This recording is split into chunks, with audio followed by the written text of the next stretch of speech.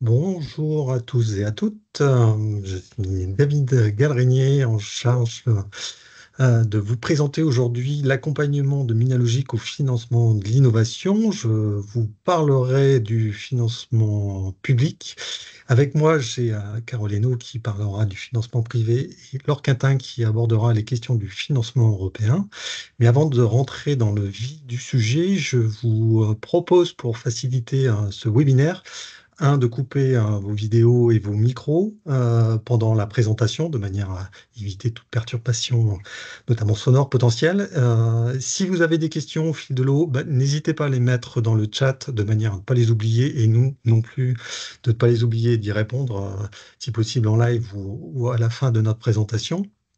Et vous aurez aussi la possibilité de les poser de vive voix à la fin, si on a suffisamment de temps pour tout aborder, en espérant que vous ayez plein de questions et que on ait aussi toutes les réponses à vous apporter pendant cette heure que nous allons passer ensemble.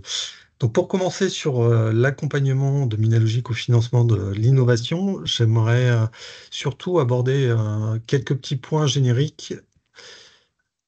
Initialement, voilà l'animation qui va bien.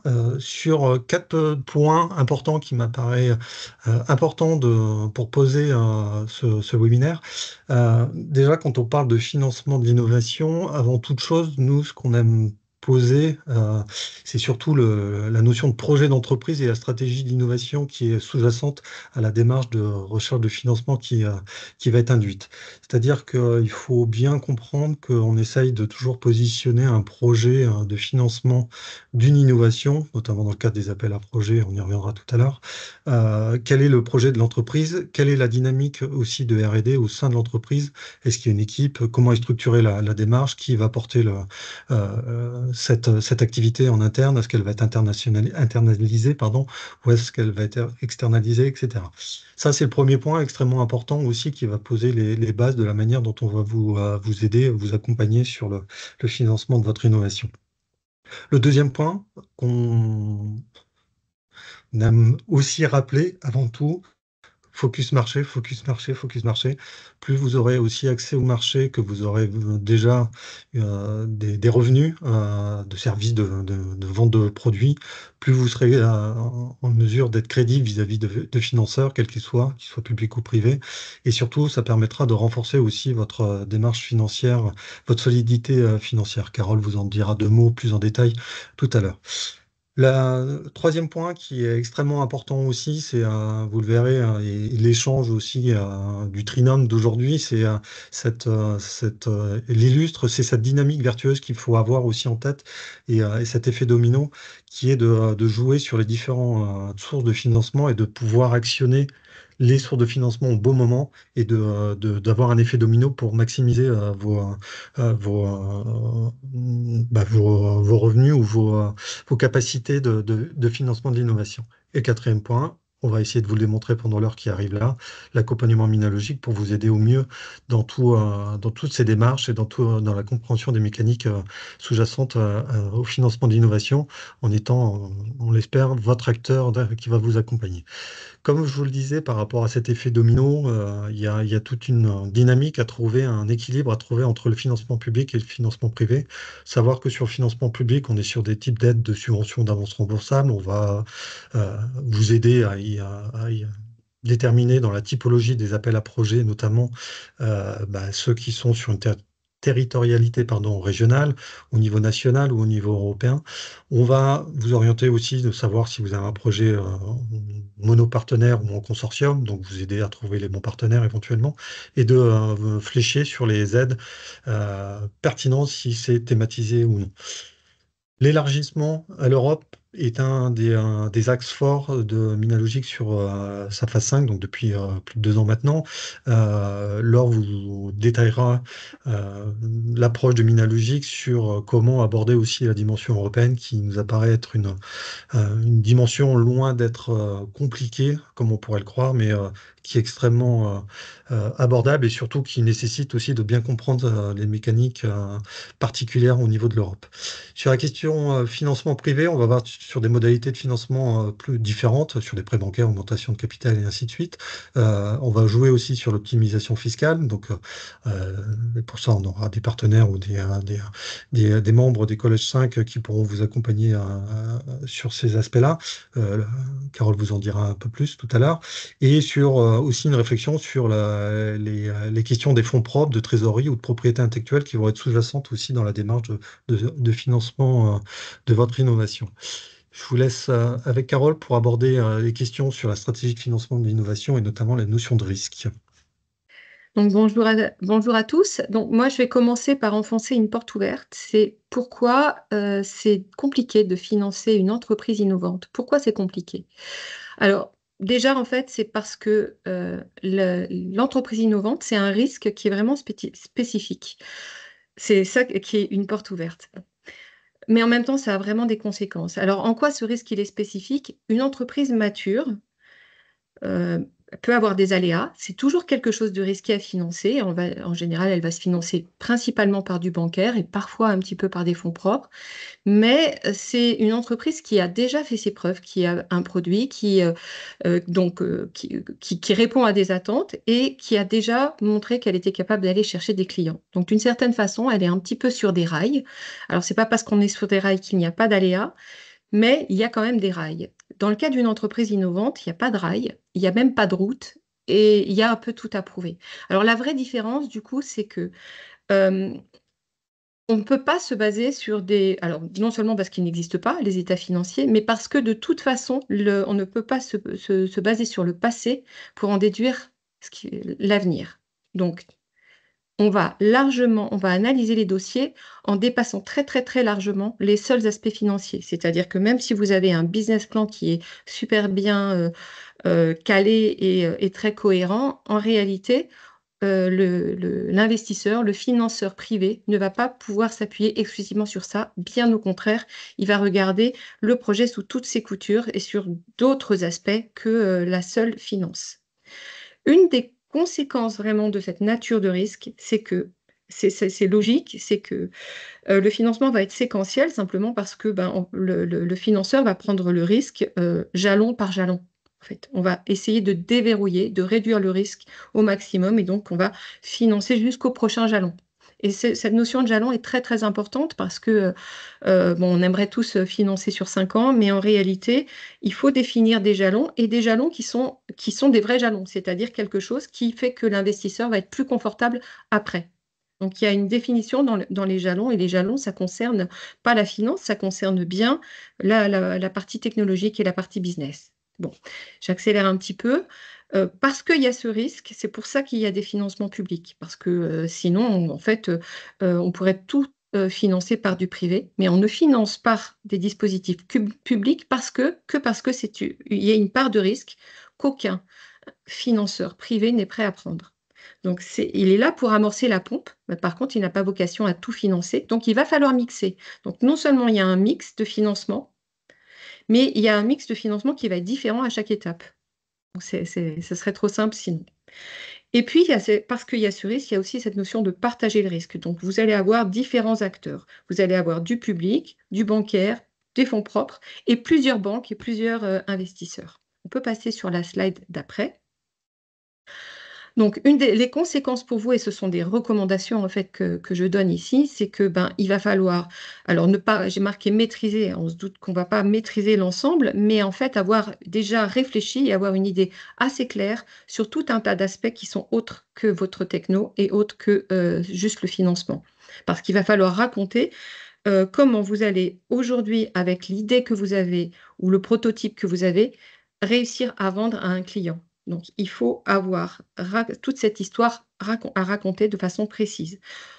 Pour ça, comme vous ne maîtrisez effectivement pas tout, c'est ultra, ultra important d'être entouré. Donc, évidemment, faire partie d'un pôle, mais aussi faire partie d'un écosystème. Ça, c'est un premier message, pour ça, je l'ai mis en rouge. Ensuite, comme un investisseur qui rentre déjà, il veut qu'on lui raconte toute cette histoire, donc il faut avoir une vision de long terme. Et puis un jour, il va vouloir sortir, donc il faut vraiment avoir une vision de long terme. C'est-à-dire une roadmap claire, aussi bien sur le plan de la techno que du business. Et ensuite, on va construire une roadmap de financement qui doit être cohérente avec ça, qui finance bien chaque jalon. Ensuite, dans la démarche, eh bien, évidemment, il faut aller chercher tous les guichets de financement public qui sont pertinents pour ensuite conforter et faire venir des banques et des investisseurs. Et puis, ben, à chaque étape, vous avez un mix et vous avez une typologie d'investisseurs. Et voilà. Et puis pour les banques, une recommandation très très forte aussi, c'est d'aller bien voir des banques qui sont spécialisées en innovation, qui parlent innovation. On peut passer effectivement à la slide d'après. Donc, avec ce que je viens de raconter, on comprend qu'une entreprise, peut être se représenter comme une suite de jalons. Hein, pour un financeur privé, c'est ça, c'est une suite de jalons avec un risque qui diminue à chaque jalon. Et donc, il est important pour aller construire une stratégie de financement, ben, d'avoir une roadmap techno et business qui soit bien claire. Et ensuite, pour chaque jalon, d'identifier le mix de financement qui est adapté. Il va être différent et donc là, j'ai mis le pavé rouge qui est le financement privé, mais il y a un mix à trouver entre la dette et les fonds propres et le critère n'est pas que la dilution, bien sûr. Et sur la partie subvention, en vrai, j'ai voulu marquer tout ce qui est public, tout ce qui est aide. Et là, on retrouve, ben, vous voyez, l'expertise de notre équipe innovation, l'expertise de notre équipe Europe sur les financements publics, nationaux, régionaux, européens. Et puis, il y a une équipe aussi qui va s'occuper de cette partie de financement privé. Voilà, je peux relaisser la parole à David pour parler du premier pavé.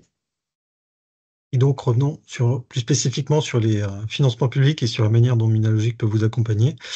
Avant de parler de l'accompagnement proprement dit, je voulais aussi vous sensibiliser sur ce que j'appellerais la philosophie des appels à projets. Il faut savoir aussi que les aides publiques ne sont pas définies au hasard, s'inscrivent, comme vous le savez, dans un plan d'investissement d'avenir que notre président Macron a nommé France 2030 et qui définit toute une série de priorités et avec des financements, des appels à projets euh, comment dire, thématisé, entre autres, mais aussi avec toute une base de réflexion sur comment financer l'innovation au niveau national.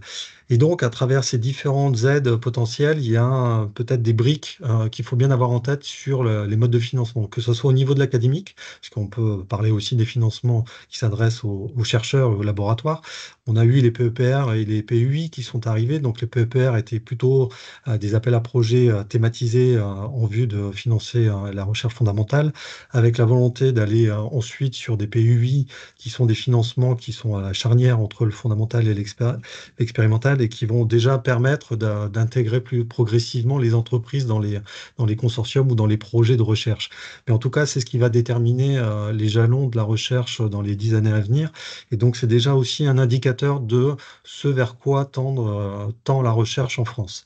Donc, c'est un premier niveau d'information, d'une part, mais aussi des possibilités potentiellement de financement qui peuvent se compléter avec d'autres outils comme les tests chiffres, où vous allez pouvoir bénéficier d'un chercheur à disposition pendant quelques années, un doctorant en interne dans l'entreprise, et commencer à travailler, à tisser une relation avec le laboratoire avec lequel vous êtes en collaboration. Et donc, vous avez de manière complémentaire des appels à projets de l'Agence nationale de la recherche qui vont permettre aussi de renforcer cette collaboration avec le laboratoire, ce qu'on appelle les laboratoires communs, le LabCom ou des chaires industrielles. Mais on va avoir aussi des aides au niveau régional potentiellement qui se mettent à disposition aussi de cette collaboration entreprise-laboratoire à travers des partenariats d'innovation pour des prototypes ou pour de l'expérimentation. À cela aussi, il existe des structures complémentaires avec lesquelles nous, on travaille, que sont les SAT, les structures d'accélération du transfert technologique, qui sont aussi des outils qui peuvent accompagner à la fois les chercheurs et les entreprises pour intégrer des briques technologiques, sur lesquelles après on va orienter vers d'autres sources de financement. Et là, typiquement, on rentre dans une philosophie d'accompagnement qui a été mis en place au sein de BPI France, avant même France 2030, qui s'est construit progressivement et qui permet de favoriser l'émergence de projets issus de la recherche avec le IPHD, qui sont valorisés comme axe de recherche, qui vont permettre Ensuite, au chercheur de créer son entreprise ou de transférer ses travaux de recherche vers une PME qui se constitue, et donc d'avoir un financement dédié, spécifique, avec exceptionnellement jusqu'à 60% de subvention, qui est le iLab. Et dans un troisième temps, on va aller chercher le Innov pour faire en sorte que cette innovation technologique qui est arrivée sur le marché puisse après conquérir des marchés européens, voire mondiaux. Donc cette philosophie, elle est de progressivité dans l'aide, elle est extrêmement importante aussi à avoir en tête dans la réflexion, dans la constitution stratégique de son financement de l'innovation. Dans la démarche de projet collaboratif, comme le rapport entre l'entreprise et le laboratoire, c'est une structure, enfin c'est une relation à créer et des appels à projets, notamment au niveau régional, comme le R&D Booster, avec des montants d'aide qui peuvent monter entre 300 et 500 000 euros, sont des outils extrêmement intéressants justement pour commencer à travailler cette collaboration, qui peut être issue déjà, et qui se doit d'être issue aussi en lien avec un institut de recherche, mais qui peut intégrer aussi d'autres entreprises partenaires dans un consortium. Et donc, en montée en puissance d'un point de vue capacité de financement de cette innovation, on va pouvoir passer d'un R&D booster à un IDEMO régionalisé, voire un IDEMO au niveau national, en fonction du montant de la collaboration et du projet. Cette notion de progressivité, on la retrouve aussi au niveau de l'Europe. Laure vous en parlera un petit peu, notamment au niveau de l'EIC, où on va avoir trois niveaux aussi progressivement en fonction du TRL, de la nature du projet, donc plutôt académique, recherche fondamentale avec le Pathfinder. On va commencer un peu à l'image du PUI au niveau académique en France sur le transition, on va passer d'un TRL 4 à 5-6, et après le troisième niveau de IC Accelerator, où là, on va permettre à des entreprises d'intégrer l'innovation et de la mettre sur le marché. Autre prisme, c'est une approche, je dirais, plus par la communauté, sachant que à titre individuel au sein de Minologique, j'anime deux communautés, celle qui est en lien avec les industries culturelles et créatives que j'ai pris en exemple et le spatial. Il faut voir que des outils de financement sont possibles aussi avec un aspect secteur d'activité. Pour illustrer, je ne vais pas vous détailler toute la démarche de financement pour les industries culturelles et créatives, mais c'est bien pour vous montrer qu'il y a différents outils de financement qui peuvent correspondre à du financement de formation, de recherche fondamentale, de transfert de technologie, de recherche industrielle et de développement expérimental, voire vers de l'industrialisation. Comme vous pouvez voir aussi, il y a des outils d'ordre générique, donc qui ne sont pas spécifiquement adressés à un secteur d'activité, mais qui sont ouverts à l'innovation au sens large. Et après, on va rentrer dans des appels à projets qui seront plus thématisés, donc relativement larges dans le cas des industries culturelles et créatives, mais aussi dans le cas des ICC, vers des secteurs d'activité plus spécifiques comme le cinéma, le patrimoine, le monde virtuel, et ainsi de suite. Aujourd'hui, on est sur les appels à projets culturels immersifs, appels à projets aussi sur la technologie des mondes virtuels, notamment. Donc voilà, tout ça pour vous dire qu'il y a aussi toute une réflexion à avoir sur avec qui vous voulez travailler, comment vous voulez travailler et à quel moment et à quel niveau de maturité de votre innovation vous êtes et à quelle source vous voulez. Est-ce que c'est au niveau national ou européen? On voit aussi qu'il y a les équivalents au niveau de l'Europe sur de la formation avec Erasmus, sur la recherche au niveau de montage de projets déjà collaboratifs ou de financement comme le MRSEI qui est le montage pour des réseaux européens en vue de répondre à des appels à projets sur Europe Créative ou sur Horizon Europe. Mais on reviendra plus en détail sur les financements européens tout à l'heure. Pour revenir sur l'accompagnement proprement dit, les différentes étapes, il y en a 5. La première, c'est vous aider dans cette identification des bonnes sources de financement et de bien dépatouiller toute cette jungle d'aide potentielle, de cartographier les bons appels à projets, surtout en fonction de votre projet d'innovation, de cibler, comme je le disais tout à l'heure, par rapport à votre projet d'entreprise, et déjà de bien caler aussi la stratégie à mettre en place pour justement sélectionner le ou les appels à projets dans le temps et de réfléchir aussi en parallèle à la stratégie de financement privé sous-jacente et de définir les priorités, comme l'évoquait tout à l'heure Carole, commencer à travailler sur ces jalons, ce qui est extrêmement important dans la manière de vous accompagner et de structurer. Une autre activité, c'est le sujet d'aujourd'hui, c'est de vous informer de manière générale, donc soit de manière large à travers des webinaires, soit sur un ciblage en fonction des différents appels à projets, notamment lorsqu'ils sont thématiques, c'est essayer de pousser l'information vers nos adhérents à travers tous les outils de communication. Et puis surtout un outil interne qui est extrêmement important, c'est WAM, qui est la plateforme digitale qui est disponible pour tous les adhérents de Minalogic qui peuvent bénéficier de la mise à jour des appels à projets réguliers qui sortent et qui sont régulièrement actualisés sur la plateforme. Et après, on va vous accompagner de manière euh, opérationnel en fonction d'un projet que vous portez et en fonction d'un appel à projet public sur lequel vous allez répondre. Donc là, ça va être un accompagnement que je vais détailler après. Une fois le dépôt, enfin le dossier déposé à l'appel à projet, il y a la notion de soutien, c'est-à-dire de préparer à l'audition, d'avoir une attestation de labellisation qui valide la qualité du dossier et dans le meilleur des cas, on vous souhaite, le financement est obtenu, en tout cas le financement public, ça va être de vous accompagner au moins durant la réalisation du projet et au-delà sur la valorisation des résultats de votre innovation. Donc pour revenir plus spécifiquement sur la temporalité de l'accompagnement sur un montage de dossier pour une réponse à un appel à projet, euh, première phase, c'est venir vers nous aussi vite que possible, de manière à ce qu'on brainstorm le plus possible, qu'on cale au mieux le projet, qu'on valide le choix de l'appel à projet et qu'on rentre aussi un peu dans une réflexion sur les points forts à mettre en avant, vous rappeler aussi un petit peu les éléments attendus dans le cadre du cahier des charges, de manière à ce que vous ayez toutes les billes, toutes les informations nécessaires pour avancer au mieux et au plus vite et de n'oublier aucune information importante que pourraient attendre les financeurs dans le cadre de cet appel à projet public. Idéalement, on attend un draft du projet un mois avant la date de clôture de l'appel à projet. On travaille de manière itérative, donc vous avez toujours une personne qui va vous accompagner avant le dépôt du dossier, jusqu'à une semaine où on attend une première version assez élaborée du dossier, de manière à pouvoir vous proposer aussi une audition en vue de la labellisation. La labellisation, c'est pas juste un tampon qui valide qu'on ajoute au dossier, c'est une réelle validation de la qualité du dossier, c'est-à-dire qui s'appuie sur le travail d'accompagnement qu'on aura pu faire en amont, sur la qualité rédactionnelle que vous aurez pu faire, soit dans le dossier technique, soit dans les présentations PowerPoint qui vous sont demandées en première instance. Et on va proposer l'audition de manière à s'assurer que en tout cas, tout le comité d'experts qui est là comprend votre projet et fasse ses derniers retours de manière à ce que vous ayez une capacité à finaliser votre dossier au mieux avant le dépôt.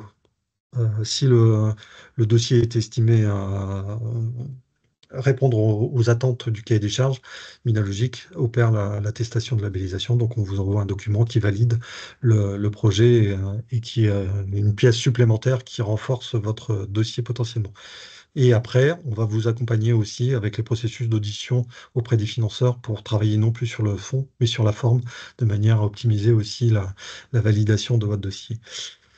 L'attestation de labellisation, pardon, que j'évoquais, en fait, la notion de labellisation en tant que telle est sous-jacente à l'activité des pôles de compétitivité depuis 20 ans, sachant qu'il faut comprendre que le label, c'est, comme je vous disais, pas juste un document, c'est parfois obligatoire. En tout cas, c'est toujours bien vu d'avoir une validation par un écosystème référent comme les pôles de compétitivité qui ont fait leur preuve depuis 20 ans sur ces démarches-là et donc qui valide aussi par l'écosystème la qualité de votre dossier.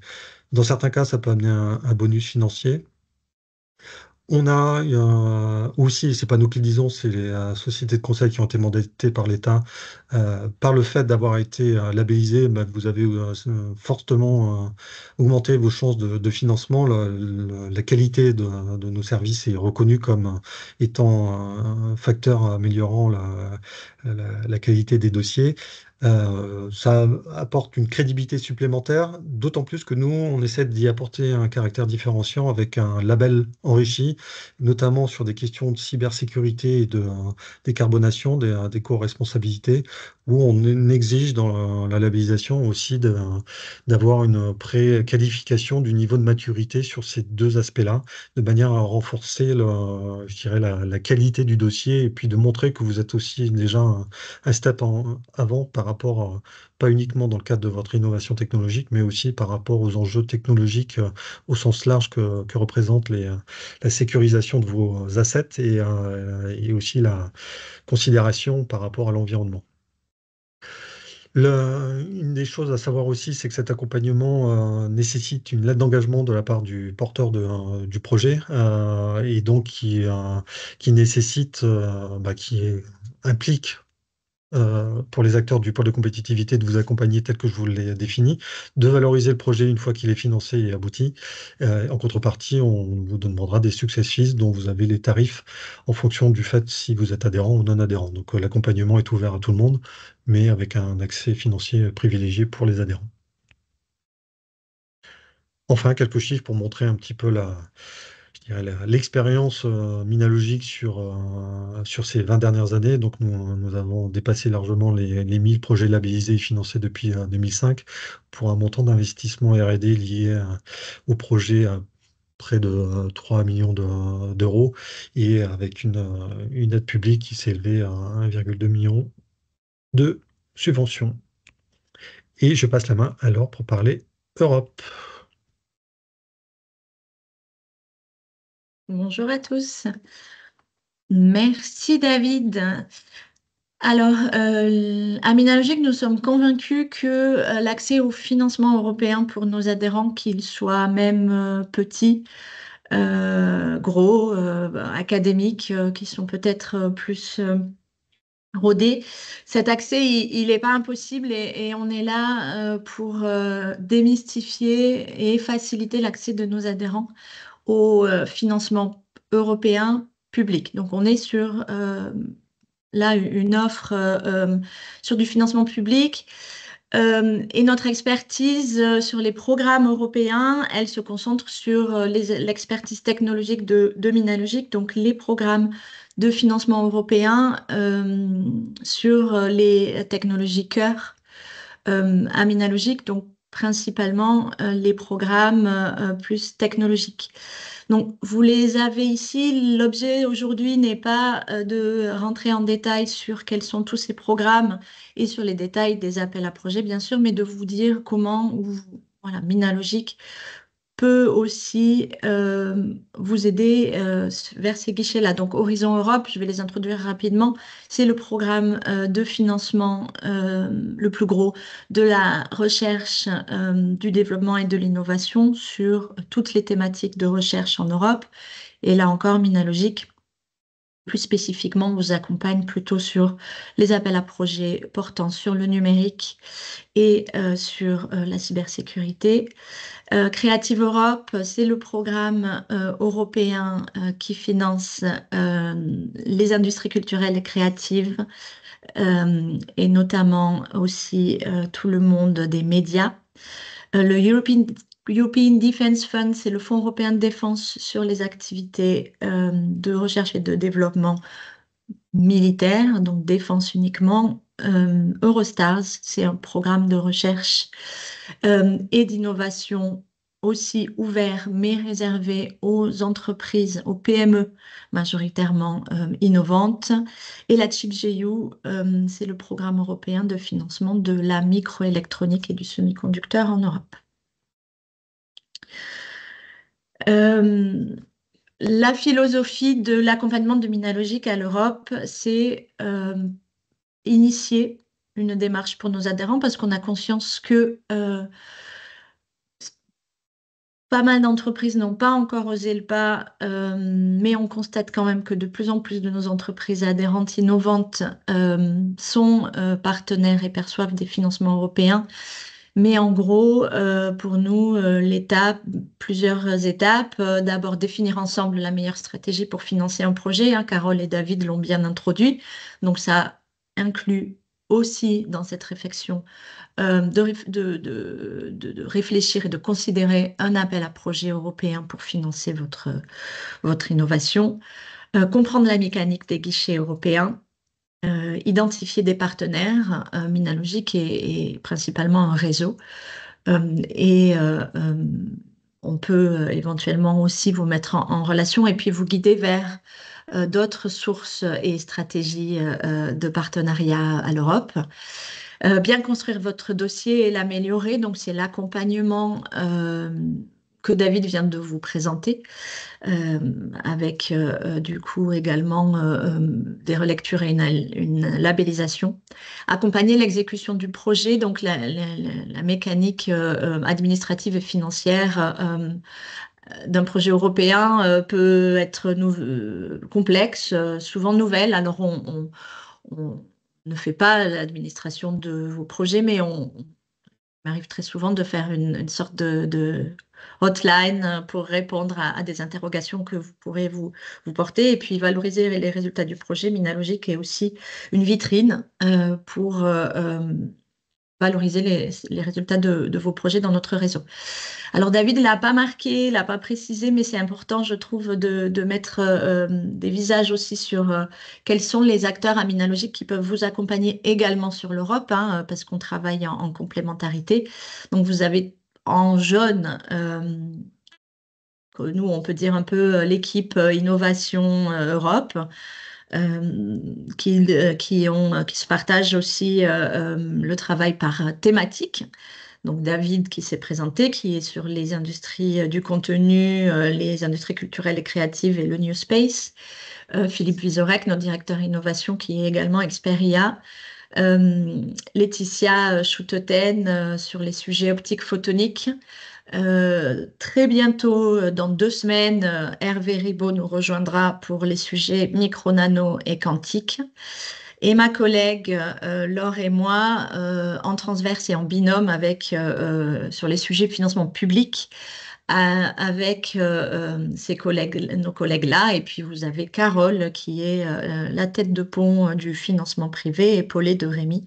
Et pareil, on fait un binôme avec Carole sur notamment un programme en particulier qui est l'EIC, qui peut financer aussi un peu d'equity pour votre projet. Si je détaille un peu les étapes et comment ça marche, comprendre les guichets, on le fait en collectif et en individuel. En collectif, ça passe par des webinaires, comme aujourd'hui, des webinaires dédiés au programme, où dans chaque programme, on rentre dans le détail de la présentation des appels à projets, des attendus du financeur et des moyens pour vous de trouver des réseaux et intégrer un projet. Donc voilà, on a par le passé fait ça et c'est prévu encore en 2025 pour les appels Horizon Europe, Europe Créative, le European Innovation Council et le Fonds européen de défense, notamment. Donc, notez là dès à présent les prochaines dates. Le Fonds européen de défense, ça a eu lieu il y a 2 semaines. On pourra, si vous voulez, sur demande, vous envoyer les présentations. Les 3 prochaines dates à retenir en 2025 pour les Minalogic Innovation Shots appel européen. Le 11 mars, normalement, on aura une présentation des appels à projets de l'EIC Accelerator Challenge, donc les thématiques qui portent sur le numérique et l'espace. Voilà, des thématiques donc phares et portées par Minalogic. En juin, on aura une présentation détaillée des appels à projets d'Horizon Europe dans le domaine du numérique. Et en juillet, les appels à projets Horizon Europe dans le domaine de la sécurité. Donc sécurité, cybersécurité, mais aussi sécurité notamment des réseaux et des citoyens grâce au numérique, au levier numérique. Donc, vous verrez, si vous vous informez auprès de nous, que l'Europe représente une énorme, on va dire, je ne l'ai pas dit, mais c'est 90 milliards d'euros sur 7 ans qui sont prévus par Horizon Europe, rien que par Horizon Europe, pour financer la recherche et l'innovation. Ça reste aujourd'hui quand même l'enveloppe de financement majoritaire en Europe. En France, on a quand même encore pas mal d'incertitudes sur la disponibilité de fonds publics, donc on vous encourage vraiment à regarder. Par contre, effectivement, si vous n'avez pas ou peu collaboré avec des partenaires technologiques européens, identifier des partenaires pour rejoindre des consortia, parce que ce sont des projets majoritairement collaboratifs, ça peut être un premier frein. Donc nous, à Minalogic, on conseille vraiment la première étape, c'est de vous adresser à votre réseau déjà existant. Euh, vous avez fait un postdoc dans un laboratoire, le laboratoire auquel vous avez fait vos études, il est sûrement connecté à des partenaires. Vos clients, vos partenaires industriels européens, qu'ils soient petits ou gros, peuvent éventuellement aussi être des partenaires qui sont porteurs auxquels vous pourriez vous raccrocher.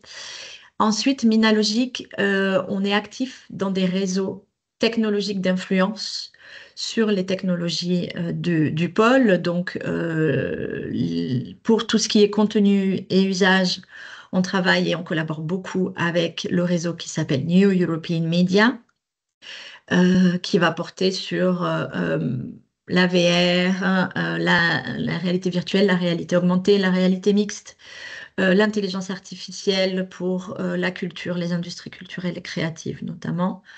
Et ensuite, le deuxième réseau phare, c'est sur la microélectronique et on a une alliance de clusters depuis plus de 10 ans qui s'appelle Silicon Europe et qui permet de mettre en relation avec des potentiels porteurs de projets.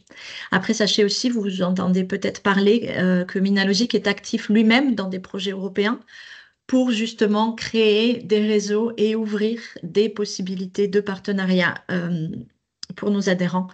Et ça, on l'a eu par le passé et on l'a actuellement dans les domaines de la défense, de l'espace, de la santé et de l'énergie. Un petit focus particulièrement sur Silicon Europe, alors alliance qui a été coupée. C'est une alliance de 12 clusters européens dans les régions les plus fortes et les plus connues et riches en microélectronique. Donc c'est au Pays de Galles, en Espagne, aux Pays-Bas, en Italie, en Irlande, en République tchèque, en Suède, au sud de la France, en Autriche, en Allemagne et au Portugal. Voilà, vous avez le nom de ces clusters et sachez que on fait des mises en relation et des événements communs et on a accès à leur base de données d'adhérents pour éventuellement venir soit compléter un consortium que vous pilotez, soit essayer de trouver des consortia portés par les adhérents de nos partenaires. Si je continue dans les clusters applicatifs, dans les projets, vous avez là aussi une liste dans l'énergie, dans la sécurité défense, dans la santé et dans le New Space. Je ne vais pas les détailler, vous les aurez voilà. C'est des partenaires quand même de confiance, c'est des tiers de confiance. Leurs adhérents travaillent avec eux comme nous, on travaille avec nos adhérents pour monter des projets européens. Du coup, c'est toujours des bons réseaux. Bien construire son dossier, nous à Minalogic, on n'écrit pas les dossiers de nos adhérents, mais on conseille nos adhérents de faire appel à des cabinets conseils spécialisés dans les projets européens. Alors là, on a des partenaires premium pour ça, mais on a aussi depuis une petite année un collège de prestataires à Minalogic qui sont aussi spécialisés dans l'écriture et la gestion aussi des projets européens. Ils peuvent aussi faire le suivi administratif et financier de vos projets. On vous encourage vraiment à vous adresser à eux. Si vous voulez, on peut vous donner la liste des cabinets qui sont adhérents à Minalogic et qui font ce travail-là. C'est prévu d'ailleurs que je me rapproche un peu d'eux aussi pour voir comment mieux travailler et mieux les connecter à nos porteurs de projets éventuels. Comme ces cabinets-là ont un coût, sachez aussi qu'il y a des dispositifs publics qui permettent de cofinancer le coût de ces cabinets. Et notamment en région, il y a un dispositif qui s'appelle Chercher des financements européens. La slide suivante présente Voilà, le mécanisme d'intervention de ce programme-là, elle est réservée aux TPE, PME et OTI de la région Auvergne-Rhône-Alpes et propose un accompagnement, enfin le cofinancement d'un accompagnement par un cabinet conseil sur trois volets. La première, c'est la stratégie et la maturation du projet en collaboration avec le pôle, si possible. Ensuite, méthodologie et ingénierie de projet, ça va être l'écriture de projets collaboratifs européens et la préparation et le montage de l'EIC Accelerator. C'est la particularité de ce programme EIC Accelerator qui finance une PME seule dans son projet d'hypercroissance avec une partie de financement de la R&D, enfin peaufiner la R&D plutôt TRL 6-8 avec de la subvention et ensuite financer la croissance, l'hypercroissance de la société à l'international avec de l'equity, de la prise de participation du Fonds européen temporaire. Voilà. Donc, vous pouvez avoir entre 4 jours et 10 jours d'accompagnement cofinancé par la région Auvergne-Rhône-Alpes. Donc, si jamais vous êtes dans ce cas-là, n'hésitez pas à revenir vers moi pour monter le dossier ou vous adresser au cabinet avec lequel vous travaillez pour qu'il lui aussi puisse regarder ce côté-là. Et enfin, améliorer son dossier, c'est travailler sur le même modèle que les collègues sur la labellisation du projet. Donc le label n'étant pas automatiquement obligatoire en Europe, mais représente quand même une garantie de qualité du dossier. Donc l'équipe Europe relie le dossier dans une phase assez aboutie, vous fait des retours, on va dire, challenge en fait le dossier. On fait aussi des auditions à blanc, notamment pour le IC Accelerator en partenariat avec l'agence Auvergne-Rhône-Alpes, parce que c'est un guichet de financement où il faut aussi faire un pitch devant des investisseurs. Donc ça rejoint l'accompagnement que Carole vous présentera sur le financement privé. Et enfin, ben voilà, on vous fournit une lettre de soutien ou un label qui, certes, n'est pas obligatoire, mais relève de la qualité autant technologique que ingénierie de projet. Notamment pour des pour des académiques, ça nous est arrivé de le faire pour valider l'adéquation de l'implication industrielle dans votre projet. C'est aussi important de vérifier voilà, la capacité innovante du projet avec une bonne balance entre représentants académiques et industriels. Et je crois en toute fin, euh, si jamais vous avez eu le financement, sachez qu'on répond à toutes les interrogations. On fait une sorte de hotline. Je suis à votre écoute. Si vous pouvez répondre à vos questions, pardon, vous pouvez me poser, voilà, dans ce sens, vos questions sur la convention de subvention, l'accord de consortium, le reporting financier. N'hésitez pas à me passer un petit coup de fil ou un email. Voilà, je crois que c'est tout bon. Je vous remercie. Alors, je reprends la main pour vous parler maintenant de l'accompagnement de Minalogic sur le financement privé. Alors, contrairement à mes collègues, c'est quelque chose qui est assez récent, hein, donc, David l'a dit, l'accompagnement sur le financement public, ça a 20 ans, donc c'est une expertise qui est très reconnue. Concernant l'accompagnement sur la levée de fonds et le financement privé, c'est quelque chose de relativement récent que nous avons choisi à Minalogic d'internaliser. Pourquoi? Parce qu'en fait, comme je l'ai dit au début, le risque, une entreprise innovante, c'est particulièrement risqué. Donc la levée de fonds, c'est compliqué. Et en particulier quand il y a une innovation vraiment technologique pointue. Donc nous, on a pensé qu'avec l'expertise technologique qui était déjà historiquement reconnue dans le pôle, et en ajoutant quelqu'un qui, donc en l'occurrence moi, qui vient de 20 ans de banque de financement et d'investissement, on pouvait boucler la boucle et que c'était nécessaire parce qu'il y a une difficulté à aller lever des fonds, même une fois qu'on a obtenu des financements publics. Donc, c'est quelque chose qui est une particularité de Minalogic d'avoir fait ce choix.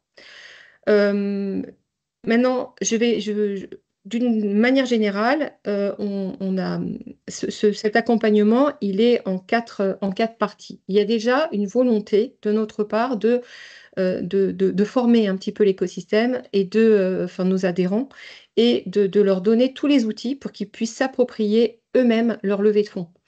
C'est-à-dire comprendre un petit peu les tenants et les aboutissants de la levée de fonds et qu'est-ce qui est en jeu ici et quelles sont les attentes des investisseurs. Donc, il y a un socle de connaissances qu'on a élaboré et que l'on partage sur la plateforme dont a parlé David en début de webinaire. C'est la plateforme WAM, donc qui est réservée à nos adhérents, We Are Minalogic, et sur lequel on diffuse des informations, un livre blanc, des petites fiches, des choses et des informations aussi sur les banques et nos partenaires financiers en général.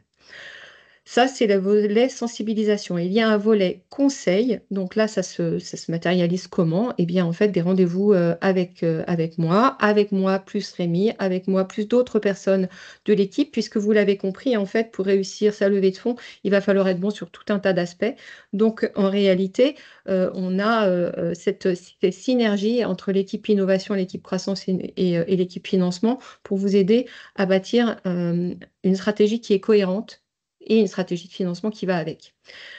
Ensuite, pour un certain nombre d'entreprises qu'on identifie comme ayant un potentiel certain, mais aussi une complexité dans la levée de fonds et une certaine maturité et un besoin, donc on propose un parcours qui s'appelle stratégie et financement et pour lequel on va aller plus loin que les rendez-vous avec l'équipe, mais d'aller chercher un pool d'experts. Donc j'ai marqué, là, il y a 35 cerveaux supplémentaires qui viennent, qui sont des profils très complémentaires. Ça va du marketing, du business développement, du juridique, de la techno, bien sûr, du financier, du financement, pour pouvoir challenger et regarder le dossier sous toutes les coutures et pouvoir dire ce dossier, il a toutes les qualités requises pour convaincre un investisseur. Et une fois que ça c'est fait, on a la capacité à mobiliser quelques investisseurs pour euh, apporter un label, de la même façon qu'il y a un label projet, eh bien un label entreprise pour dire cette entreprise, elle est prête à être financée.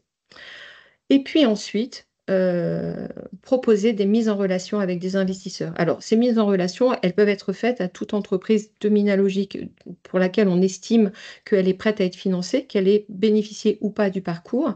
Elle est évidemment plus automatique quand l'entreprise a suivi le parcours, puisqu'on aura validé qu'elle est validée par l'ensemble de nos experts aussi.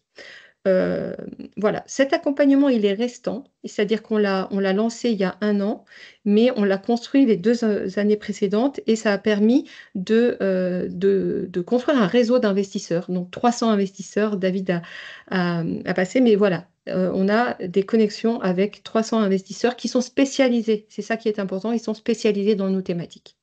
Donc là, je vais aller très rapidement. C'est un petit peu ce que vous pouvez trouver sur notre plateforme WAM, à la fois des ressources et puis aussi, sauf si vous avez mon mail direct et vous me connectez, c'est aussi le moyen de voir la marche à suivre pour bénéficier d'un rendez-vous de diagnostic. Tout adhérent peut bénéficier d'un rendez-vous de diagnostic et d'une revue du pitch deck et d'une revue de son business plan. Voilà. Ensuite, on peut passer sur la slide suivante. Alors, dans le volet sensibilisation, en fait, on organise des webinaires et des séminaires en présentiel. Je fais un focus ici sur la partie séminaire. Donc, les webinaires, voilà. Sur les webinaires, c'est toujours le même modèle. On identifie, et alors c'est quelque chose qu'on a construit aussi en partenariat avec le pôle Accéléra, je le souligne. On prend une thématique, par exemple l'industrialisation ou l'internationalisation, et donc comment financer son développement à l'international. Et on fait intervenir nous-mêmes, nos experts en interne, et puis nos partenaires qui peuvent accompagner nos adhérents sur ces sujets-là. L'idée, c'est de faire le tour du sujet, savoir comment, sur ce point-là, on peut mobiliser des financements publics, du financement privé, quel type d'acteur est pertinent pour ça. Dans les séminaires, donc là, depuis septembre l'année dernière, on a des séminaires qui sont... alors, on a des séminaires depuis 3 ans, mais en fait, qu'on a prolongé par des journées investisseurs. Donc, la matinée est consacrée à des tables rondes où on fait le tour du sujet. Et puis, l'après-midi, en fait, est consacré à des rendez-vous one-to-one avec des investisseurs. Donc là, je vais vous donner les dates, mais en l'occurrence, au mois de juillet, on a une journée qui est dédiée à la levée de fonds equity avec des investisseurs de toute typologie, du business angel au venture capital, au corporate venture, voilà, toute cette typologie d'investisseurs. Des acteurs qui accompagnent aussi sur le plan juridique, sur le plan financier, sur ce sujet-là. Et puis l'après-midi, la possibilité de rencontrer les investisseurs. Donc, c'est une date à ne pas oublier, à marquer tout de suite, même si les inscriptions ne sont pas encore ouvertes, mais c'est à marquer tout de suite dans vos agendas. On peut avancer. Ça, c'est le rendez-vous expert. C'est donc pour les entreprises, c'est sur sélection et aussi sur facturation. Donc, j'ai 35 experts qui sont à notre disposition, enfin à votre disposition en l'occurrence, et qui vont regarder le dossier sous toutes les coutures. Alors, on en mobilise une quinzaine pour chaque dossier et avec l'idée de brainstormer ensemble. Il n'y a pas d'investisseurs ici, ce sont plus des experts et des gens qui ont l'habitude de la levée de fonds, qui connaissent les critères des investisseurs et qui vont pouvoir vous dire quels sont les points d'amélioration. Et ensuite, avec la possibilité d'être mentoré par un de ces experts ou une autre personne qu'on aura identifiée plus pertinente pour vous aider à leverager, à améliorer votre dossier pour ensuite pouvoir être labellisé. Ce sera la slide d'après. Donc, le label Minalogique, c'est un label qui a été co-construit avec des investisseurs, c'est-à-dire qu'on a bien des critères qui sont ceux des investisseurs pour dire cette entreprise, elle a été vue sous toutes les coutures et sur ces plans-là, elle est prête à être financée. Et donc, ça permet de mettre en visibilité et de montrer que le dossier il est préqualifié. Et comme pour le label projet, on peut y ajouter c'est le label augmenté avec les aspects de cybersécurité et d'éco-responsabilité. Et ici, une entreprise adhérente à Minalogique qui a été labellisée. Quelques chiffres très rapidement, on peut avancer. On aura l'occasion d'en discuter lors des séminaires. Quelques chiffres sur l'accompagnement qui a été fait en 2024, mais je vais très rapidement. En vrai, c'est depuis qu'on a lancé ça, on a réalisé plus de 200 rendez-vous conseils, lancé le groupe financement privé sur WAM où on diffuse ces informations, réalisé des rendez-vous experts 360 donc pour brainstormer sur les dossiers. Nous sommes allés chercher des experts pertinents pour faire cela. Il y a eu cette première journée investisseur en septembre, la deuxième sera en juillet, comme je l'ai indiqué, et construire ce réseau d'investisseurs qui est très précieux pour nous parce que c'est intéressant de vous conseiller, mais aussi de pouvoir vous mettre en relation, c'est encore mieux. Et puis, je pense qu'on est tout. Oui, j'ai parlé du parcours. Donc, ce parcours qui est plus resserré avec beaucoup de rendez-vous, avec ce rendez-vous expert, avec nos experts, il y a un modèle économique dessus, simplement parce que c'est beaucoup de ressources qui sont mises à la disposition de l'entreprise à ce moment-là. Donc, il y a les tarifs, c'est en fonction du montant de la levée de fonds. Ce n'est pas que des success fees, il y a une facturation à l'entrée et des success fees qui sont plafonnés à 20 000 euros. Je répondrai aux questions sur ces sujets. Et donc, les dates, donc il y a deux journées, une qui est dédiée à la transition énergétique et environnementale, où il y aura aussi des financeurs et des investisseurs. Mais la date où il y aura beaucoup d'investisseurs, c'est le 9 juillet, et où on va parler de la levée de fonds equity, tout ce que vous voulez savoir sur ce sujet, et avec la possibilité d'avoir des rendez-vous, jusqu'à 9 rendez-vous dans l'après-midi. J'en ai fini. Je vous remercie.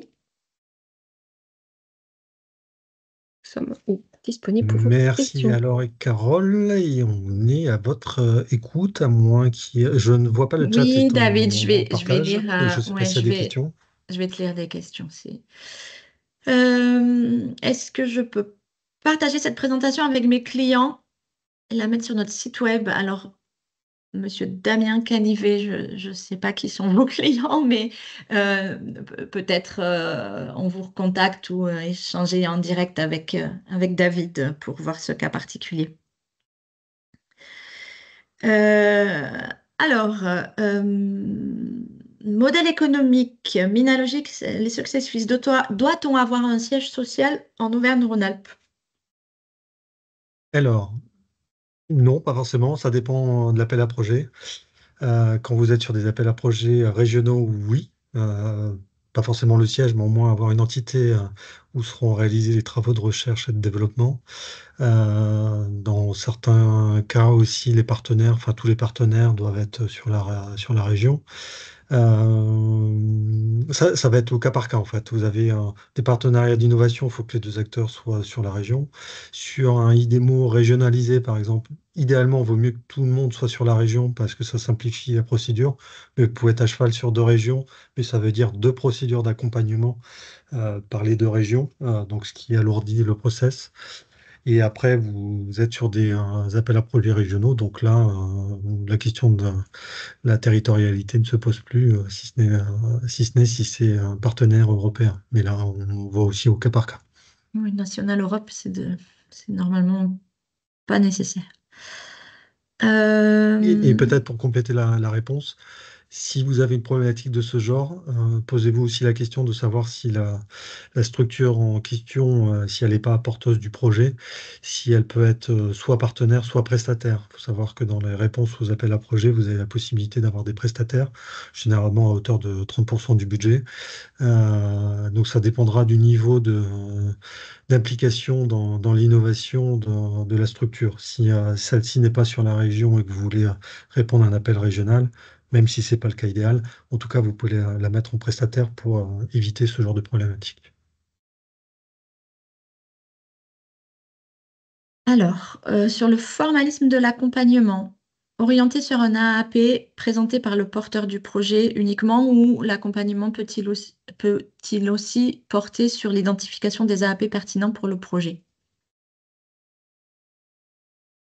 Comme je le disais, il y a une analyse déjà un peu globale quand vous venez. Généralement, c'est soit vous avez une idée, vous avez juste une idée, donc on vous aide à la nourrir et à la fructifier pour, je dirais, la positionner à un moment donné par rapport à votre stratégie globale d'entreprise. Et après, on va la positionner par rapport à la cartographie des appels à projets. Et donc là, on va réfléchir sur une planification dans le temps des aides potentielles. En fonction de la nature du projet, d'identifier les partenaires qui seraient pertinents potentiellement, qu'ils soient académiques ou industriels, et s'il y a un besoin de financement conséquent aussi, ou si ça fait partie de la stratégie d'entreprise, d'y associer notamment Carole et Rémi sur la structuration aussi financière qui va être sous-jacente derrière. Mais l'idée, en fait, c'est venez nous voir en fonction de l'état de maturité du projet d'entreprise. On avisera sur comment positionner les différentes possibilités d'aide de financement privé et public, voire et européen, bien sûr. Merci David. Quelle coordination si le projet est accompagné par une SAT également? S'il y a un cas spécifique qui est le concours iLab, il y a des programmes d'accompagnement qui sont proposés par les SAT. Nous, on va pas être sur le process aussi complet. On va être juste en soutien de la démarche qui est opérée par la SAT. Donc, on travaille en bonne intelligence avec Pulsalis et Linxion et la SAT de Clermont-Ferrand, de l'UCA. Et donc, à partir de là, on va être en complément, on va relire le dossier, on va apporter une lettre de soutien si, en complémentarité avec la SAT en question. Merci. Avec qui prendre contact pour une première analyse du projet et de son financement? David, tu peux remettre la slide avec les collègues, s'il te plaît. Alors là, vous avez nos contacts. Si c'est un guichet, si c'est un potentiel européen, c'est moi. Si c'est un potentiel plutôt national, régional, c'est David. Si vous voulez du financement privé, c'est Carole. Sinon, il y a aussi une approche, une entrée thématique. Hop, pardon. Si votre projet relève de la photonique, c'est un peu long, désolé. Bon, voilà. Sinon, si votre projet relève de la photonique, ça sera optique photonique, ça sera plus Laetitia. Micro-nano, technologie et le quantique Hervé. L'IA, le logiciel Philippe et contenu, usage du numérique, New Space. plutôt David. Après, voilà, on Après, redirige, vous inquiétez après pas. vous envoyez à contact@minalogique.com, ça tombera pas dans les lames. Il y aura un forward vers la bonne personne en fonction du descriptif que vous mettrez dans votre dossier. Mais si vous avez déjà en tête une personne, n'hésitez pas. On discute entre nous. Ne vous inquiétez pas. Alors, je vois plus de questions. Je vais en poser une. Je vais m'en poser une à moi-même qui n'a pas été soulevée. C'est comment on se positionne par exemple par rapport à un leveur de fonds. Et je pose cette question et j'y réponds tout de suite. C'est que en fait, nous, on est un tiers de confiance. On n'est pas mandaté par une entreprise. Donc, ça fait toute une différence et on travaille volontiers aux côtés de leveurs de fonds, ça n'est pas incompatible. Et ce qu'on va apporter, c'est qu'on a l'expertise technologique qui permet de challenger le dossier sous cet angle-là, et on est connecté à un écosystème qui permet de challenger le dossier avec toutes ces expertises-là. Donc c'est quelque chose qui, pour moi, est très complémentaire. Voilà. Et puis, une petite recommandation, c'est que quand vous commencez à réfléchir au financement et que vous regardez le financement public, bah, le financement privé, il faut y penser en même temps, pas après. Donc, venez nous voir. Ça peut être un beau message de conclusion. Et je compléterai par le fait aussi, ça dépend aussi de l'état de maturité. Si vous êtes dans la création d'entreprise ou en tout cas dans la création ouais, de l'entreprise, il y a des jalons à respecter aussi sur les aides à solliciter au niveau public, au niveau privé, qui sont extrêmement importants de manière à optimiser le lancement de votre structure.